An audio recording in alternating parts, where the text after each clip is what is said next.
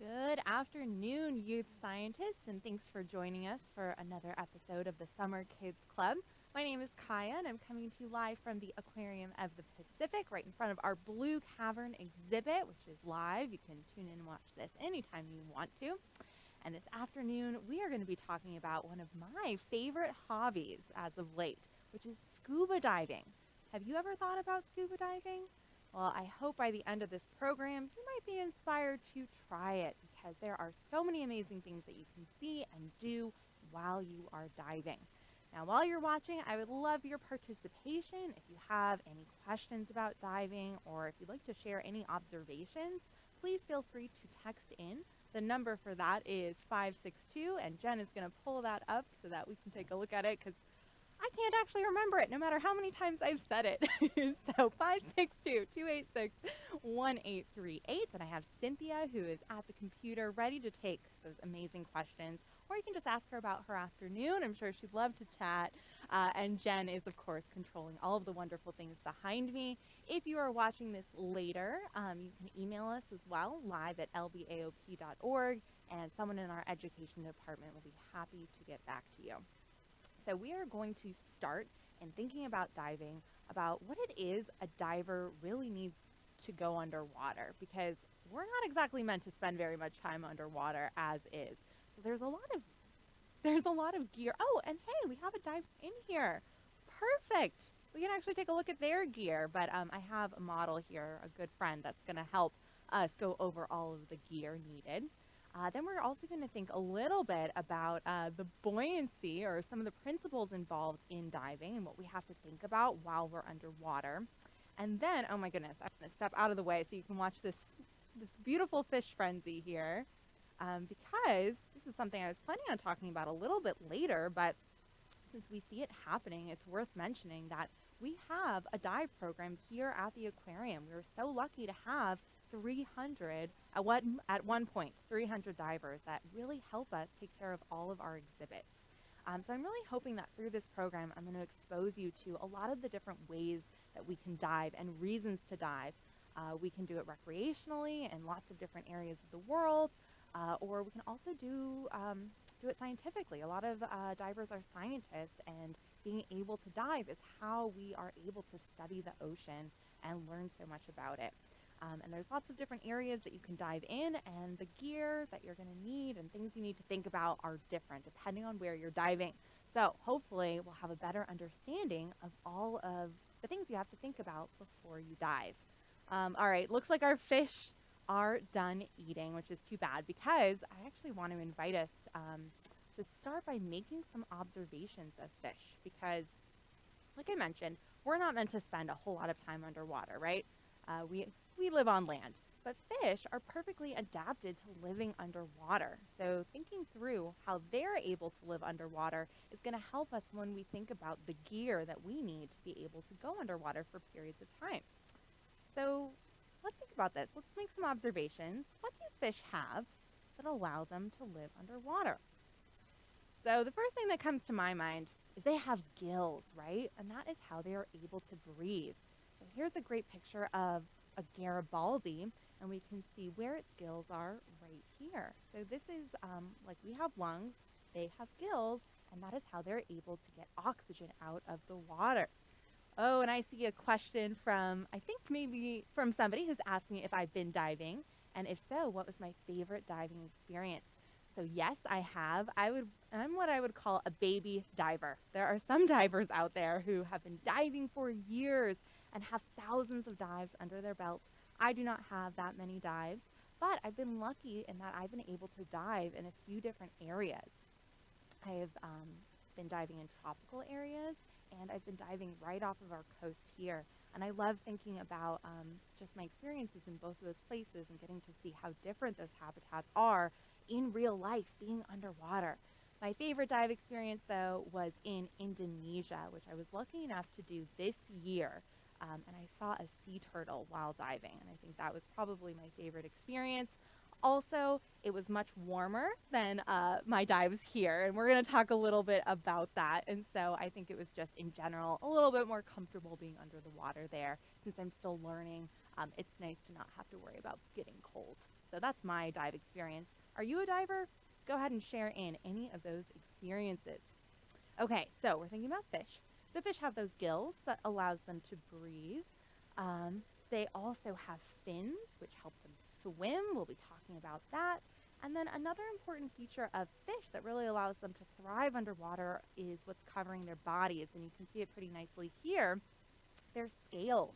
So scales are a very protective covering. It's a harder material that really keeps their bodies insulated and keeps them safe. So when we're not wearing any protective gear like a wetsuit, which we'll talk about in a moment, when we spend a lot of time in the water, what happens to our fingers? It's really pruny, right? Really soft. And so we need an extra layer of protection if we're going to spend a lot of time underwater, because our skin really isn't meant to be underwater that long. So fish are pretty lucky because they have those scales. Okay, so before we launch into now taking a look at some dive gear, I'll bring my friend out to help us with that. I see that JR is wondering what got me into diving. And oh, and you saw a turtle diving in Belize. That's awesome. Oh, if you have a picture, I would love to see it. Maybe we can exchange turtle pictures there. That's pretty great. So what got me into diving? You know, I've always loved the ocean and I've always loved being in nature. And so I was really excited to have a hobby where I could really do both of those things, where I could really be immersed in an environment and really be able to, you know, study and learn and explore a whole new area. And also my parents were divers, and when I was growing up, I used to love hearing their stories. They spent a lot of time diving right off of our coast here in Southern California. And so hearing those stories just, you know, really inspired me to want to be able to explore too. So hopefully you'll continue to dive and see more sea turtles, and I'd love to hear more of your stories. Okay, let's take a look at this gear, because my friends, I got to admit, of all the things about diving that I love, the gear is probably the hardest one for me to get around and get used to, but it is very, very important. This is very important for being safe. So I'm going to pull out the gear so we can take a look at all of the things that we need. Okay. Welcome. Let's see, I'll do it on this side. See how that goes. Oh, so we're a little out of focus here, but that's okay. We can still take a look at everything. So this is a dive suit. Let's see if I pull it back. Is that easier to see? Yes. Okay. Let me pull it back. Maybe we can put a fun scene behind us so we can imagine that we are diving right now. So this is my friend Sherwood. And this is going to help us take a look at all the things that we need to be safe underwater. Okay. So the first thing is this right here, which is a wetsuit. And a wetsuit is very important because this provides exposure protection while we are underwater. So the first thing that usually comes to my mind when I'm thinking of exposure protection is temperature. And this is definitely important. We lose heat more quickly in water than in air. So staying warm if we're going to be underwater for extended periods of time is extremely important. And so wetsuits do help us with that. And depending on what area we're swimming in, what type of water, that's going to change the thickness of the wetsuit, right? Because tropical waters, it's much warmer. You do not need the same wetsuit that you need in a colder environment like off of our coast here. But it is not only temperature that the wetsuit provides us protection against. So if you're diving in a place like, for example, a coral reef or a rocky reef, you might get a little bit too close to some of those things. Coral, oh, great, here's some coral. We can imagine we're diving here right now. And coral is pretty hard, and it can actually be damaging if you scrape yourself against it. And also, it can even sting, depending on the coral we're talking about. And we might be swimming in areas where there's lots of animals around. So exposure protection is incredibly important, not just for temperature, but to protect yourself against the area, against whatever you're swimming in while you're diving. So that is what the wetsuit provides. Let's see, what's next? How about this mask up here? I think that's a pretty important one as well. So our mask, of course, allows us to be able to see underwater. So if we think about our eyes, we're really good at seeing in air, right? But has anybody ever opened their eyes in a pool or the ocean? How does that feel? Not so good, right? So if we're opening our eyes in the ocean, there's tons of salt. It's very, very blurry. That would not be very helpful if we want to spend about an hour underwater while diving. So the mask is very important because it provides a little bit of air in there. So there's an air space that allows our eyes to adjust. And then those lenses, protect our eyes and also allow us to see much, much further than if we didn't have goggles on underwater. So these goggles are very important. And while we're talking about the goggles, because right attached here is a snorkel. Now you might be wondering, why exactly is a snorkel important? We're diving, we're meant to be under the water breathing. And yes, that's true, but when you're diving, you don't necessarily immediately jump down into the water down 30 feet. You might spend some time at the surface, or if you're diving here in California, or I'm sure in lots of other parts of the world, you might do what we call a shore dive, which means you walk straight out into the waves, and you have to be brave to do that because those waves are crashing over you. And so before you're under, it's really helpful to be able to breathe using the snorkel. So if a wave passes over you, you still have an air source, basically, and you don't have water going into your mouth, which is pretty uncomfortable. But even if you're doing a boat dive, you might spend some time at the surface with your buddy, talking things over. Oh, yes, here's a great example of this looks like a very rocky area, but that is kind of what diving here is like sometimes-ish, maybe a little less rocky. But it is an example of, if we're doing a shore dive, then there's different elements that we have to deal with, and having that snorkel is pretty important. Okay, so we've got our wetsuit. We've got our mask, our snorkel. How about air? Do we need air if we're going to go underneath? I think so. So right behind here is our tank. I'll knock on it so you can hear it. And then attached to our tank of air, which is compressed air, we have our regulator, which is right here. And this is what you breathe out of. So this is very important. This is what allows you to breathe comfortably underwater in a place like the Kelp Forest here. And oftentimes, nowadays, let's see, is there another one here? A lot of times there's two regulators, and that's so you can pass it off to your buddy if you need to give your buddy an air source as well. So you always dive with a buddy. That is a very important rule in diving, and having two regulators, or if something goes wrong with your regulator, you want to make sure you have a backup source for your own air source. So air and regulator are incredibly important. And just a quick note on the tanks. So this is compressed air, right? And tanks can be made out of different materials, and that affects the weight and buoyancy. And we'll talk a little bit more about that in a moment. And Elizabeth, I see a question. So from Elizabeth, who is wondering, do you encounter a lot of marine life while diving? And the answer to that is, if you are lucky, then yes you do. So I have gone on dives where I've been very lucky, and I've been surrounded by lots and lots of different fish, or I've seen sharks, or I saw that turtle like I mentioned. I once saw a peacock mantis shrimp, which was pretty amazing. I've seen tons of nudibranchs, also amazing. But I've also gone on dives where I haven't seen as much. I once did a sandy shore dive, which was very close, to our coast, and there wasn't a lot of reefs, or there wasn't any kelp growth, and I didn't see a ton of animal life. But I did see a bunch of sand dollars, hundreds of them, all perched up in the sand feeding, and that was really special because I didn't see very much, but I did see that, and that was really cool. I also heard a dolphin, I'm pretty sure, on that dive as well. So it's kind of the mystery of it. You never know what you're going to find, and that's sort of the spirit of discovery that you get to experience whenever you go diving. Okay, so let's see. We've got air, regulator, mask, wetsuit. So you can't see these down here. Ooh, but we have some fins that we have to wear while diving too. So fins are what, oh, here we go. Lift it up just like this. So fins are what allow us to kick through the water, which allows us to go much, much faster. So if we're swimming just on the surface and we're kicking, that is, pretty effective way of getting around. I'm sure if we're swimmers, then we all have, familiarity with kicking. But fins allow us to really go much, much further, much faster. That's really modeled after a lot of different animals, fins and flippers.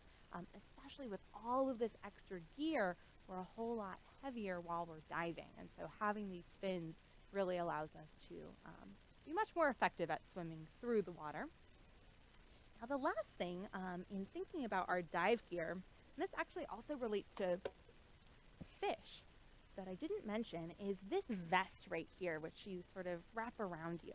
This is called a buoyancy compensation device, which we typically call just a BCD. So from now on, I'm just going to say our BCD, which is this right here. And what this allows us to do is control our buoyancy while we're underwater. So we do this by filling it up with air from our tank. And now what this is really sort of modeled after is what fish have. So fish have what we call an air bladder, which is an organ that's sort of attached to their digestive system filled with gas. And they can expand and contract it, which allows them to control where they're going in the water column. So our BCD is what allows us as divers to do that while we're underwater. Because what we're going to talk about next in a little bit more detail is buoyancy and why that is so important to think about while we are diving. Okay, so buoyancy. What is buoyancy? I'm actually, I think, going to move this out of the way so that I can talk a little bit more freely. Maybe we can look at another ocean scene to talk about buoyancy with. Bye, Sherwood. Thank you. Oh no, let me not knock him over. Okay, great. That's fine. Okay. Buoyancy. So what does that mean? So this is great. Amber Forest, another little local look at some of things we might find off of our coast here. So buoyancy is the ability or tendency for something to float. So if you think about anytime you've gone swimming in a pool and you jumped right in, what happens? So you first might sink, but then you start to float up to the top. That's because we are more buoyant in water. So when we're thinking about diving, though, is that what we want to do? Do we want to float at the top? No, right? We want to make sure we are getting down into the areas that we want to see and explore. So when we're wearing all of our gear, we have to think about how that's impacting our buoyancy and make sure that we are what our goal is when we're diving is to be neutrally buoyant. So that means we're not going up too high and we're not sinking down all the way to the bottom.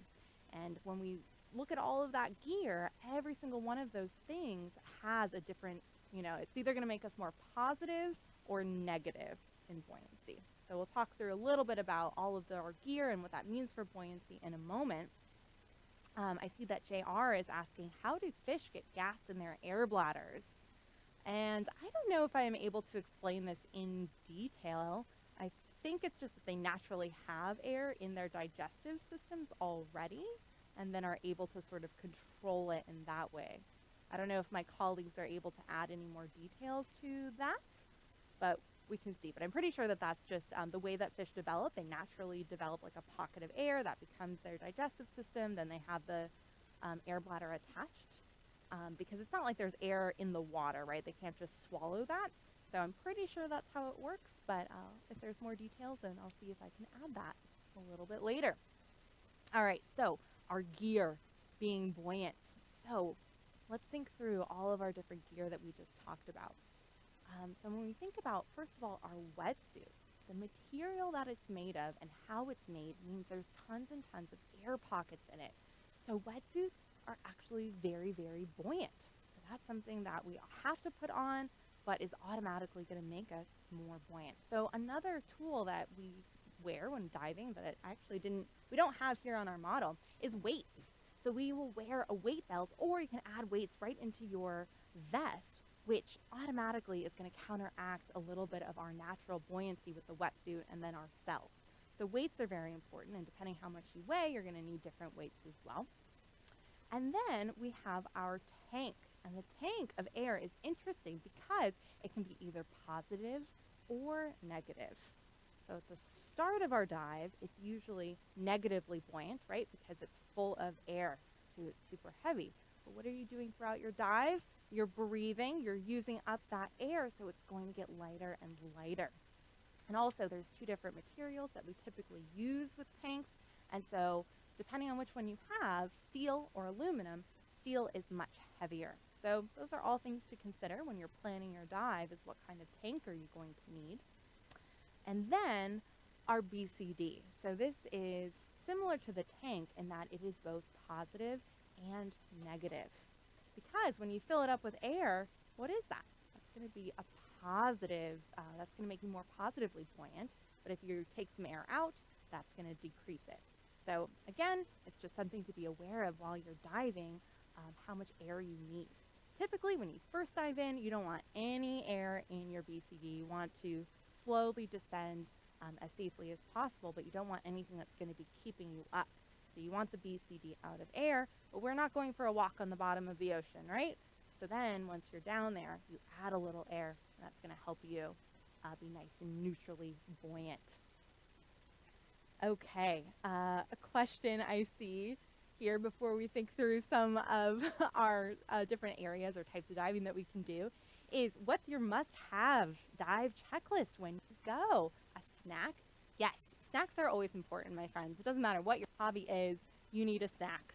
Are we snacking underwater? No, we are not snacking underwater, unfortunately. But I do love having a snack on the boat when I first get out. I really like to have something cozy to put on because remember, we're talking about being cold. Let me tell you, taking off a wet wetsuit and then you're like, you know, got some wind. Oh no, not very comfortable. So I like something cozy to put on. And then I like hot coffee usually after my dive as well. So if we're not talking about gear, then those are my must-haves. But you can come up with your own checklist whenever you start diving. Okay, so we've gone through all of our gear. We've gone through why it's important. Now let's think about some different areas that we can go diving and how is that different. So we are taking a look. Right behind me is our tropical exhibit, right? So if you were to go diving in a tropical environment, what kind of wetsuit would you need? Something really thick or not so thick? Probably not so thick. In fact, it's actually pretty dangerous if you wear a wetsuit that's too thick because you don't want to overheat underwater either. It's another thing to keep in mind. So you'll wear a thinner wetsuit, and that's not going to make you as buoyant. So if you're diving in this environment, then you'll need to compensate by adding weights to it. And if you get to dive in an environment like this, if you are lucky, you can hopefully see lots and lots of wildlife just like this. This is based off of a true dive site. And a number of our divers here have actually gone diving at this dive site. This is Blue Corner in Palau. This is the first shark sanctuary in the world, and one of the reasons why it is just full of life, just like you see here. So I hope maybe you'll be inspired to take up diving. Maybe you can visit Palau one day too. But my friends, we live here in Southern California. We do not have access to this coral reef environment, but we do have access to amazing other places like this kelp forest here. So kelp forests are an incredibly unique ecosystem in general. They're not found in many places. So the fact that it's right off of our coast here in California is pretty special. And it's awesome that you can go diving here. But there are some things to consider. It is a little bit different diving here, right? This is colder water. So kelp really thrives in colder water. So it's typically about 65 degrees or below. So that means a couple things. You not only need a thicker wetsuit, but you actually need some extra gear as well, like a hood over your head, gloves. It's always a good idea to wear gloves. Make sure your hands are staying warm. You also need booties on. So all of those extra things are going to add to your buoyancy. So it's important to then compensate with more weights when you go diving. My first dive here in California, I had not considered how much more buoyant I would be because I had just come from diving in the Bahamas, and so I couldn't even dive down. I was floating at the surface. I needed my dive buddy to come up and rescue me. She gave me some of her weights, and then we were able to go on our dive. So that's why it's important to always have a dive buddy and also think through your dive a little bit. Okay, so I see a question here from William. How do you know the correct set of weights so you can counteract buoyancy but not drown because you can't back up? Really great question, William. So there's a couple ways that you can make sure that you have the proper set of weights. So first of all, when you're first getting certified and you're first learning, you're going to talk with an instructor. So your instructor will be there to make sure that you are weighted properly, and they'll talk you through how much weight you need. And it's also, oh, here's a diver who's lucky enough to have met a Humboldt squid. Like, this is a very lucky diver. I'm pretty jealous right now. But we can actually kind of see that weight belt here, right there. So that's a lot of times how you wear weights is on a belt. Personally, I prefer to have them actually in my BCD. That's what we call an integrated BCD. And just a note on diving, if you're somebody who loves gear and lots of gadgets, I highly recommend this hobby for you, because there's never-ending gadgets that you can be, learning about and having. So just a side note there. But I do want to keep answering that question about weights. So first of all, you're going to be working with your instructor and talking through how much weight you need, and not just how much weight you need, but you have to make sure it's evenly distributed on you, because you don't want one side to have too much, or you can actually have weights on your back as well. So that's something you'll talk through. But then before you go on any dive, just to make sure you have the exact right amount of weight, you do a check at the surface to make sure that you're neutrally buoyant. Something else I forgot to mention with your buoyancy is our lungs actually make us more buoyant as well. When you take in a deep breath, especially underwater, that's going to add to our buoyancy. So what you do at the start of a dive is you make sure you're all weighted perfectly, then you deflate your BCD and you take in a deep breath. And then you should, if you're perfectly weighted, you should just be right there at the surface, not sinking down and not floating up way above the surface. So you should just be right at eye level. So that's the test you do, just to make sure. And if my buddy and I had been more thorough and done that before going down, we would have known I needed more weight and to add it on. But it was fine. It was a simple dive, and so it was okay for her to give me extra weight, but that is one way that you can make sure you're weighted properly. Oh, and Jack is wondering, is it different diving in fresh versus salt water? Yes, yes, it is very different, but also good to note that you can dive in fresh water. A lot of people do. If you're watching this and you're not near an ocean, don't despair. There might still be diving opportunities for you. There's lots of freshwater diving in lakes and maybe even rivers. I'm actually not sure about that. But it is different because salt also has to do with buoyancy, how buoyant you are in the water. So that's something to consider. And also visibility is a huge factor when you're thinking about diving in general. So freshwater, correct me if I'm wrong, but I'm pretty sure tends to be murkier depending on where you are. So that's something to consider as well. And also, temperature again is another factor. So especially in northern regions, if you're diving in lakes up there, it's also going to be very, very cold. And in fact, if you are interested in doing cold water diving in either fresh or marine environments, there is a whole other wetsuit that you can wear. It's not a wetsuit, it's actually a dry suit. And this is an extra special type of suit that has air all around your body, and you are completely dry. So in a wetsuit, you do feel water, and if it's not well fitted, water can actually get in. That's not very good, that's not ideal. With the dry suit, you are completely dry the entire time. But it is a little bit more complicated to use. It changes your buoyancy a lot because you're full of air, essentially. So you need a whole other level of certification just to be able to use this dry suit. And that's how I think I'll wrap things up, is just by letting you know that there is so many different types. Oh my goodness, if I saw this while I was diving, I would be so thrilled. This is a giant sea bass who's just hanging out. Incredibly large local fish that we have here off of our coast. Also endangered, so it would be extra special to be able to see them. But yes, so many different types of diving. There is recreational diving, which is what I do. There's also scientific diving, which is how we are able to, again, learn more about our oceans. We'll throw up a couple pictures, I think, of some science diving in action, so you can see what that looks like. So if you're interested in diving, there's just so many different, avenues for it. And there's also tons of different certifications. So you can do a basic certification, you can do an advanced certification. Amazing. So here we can see there are some divers doing what we call a transect. So we see this line here, and they are adding a line here. They are probably going to look at a specific region of this coral. They don't have to survey the entire coral reef. We do transects, so we look at small sections and study those sections, and that gives us a good picture of the entirety of an ecosystem. And this is something that we do both on land and underwater. But this is important work that needs to be done, and if you aren't able to dive, you wouldn't be able to do this. So thank you so much for tuning in this afternoon and learning a little bit more about diving with me. I hope that this has maybe inspired you to go out and get your SCUBA certification whenever you are able to. We do have one more program this afternoon at 2 p.m. all about otters and eating, I believe, so who doesn't want to see that?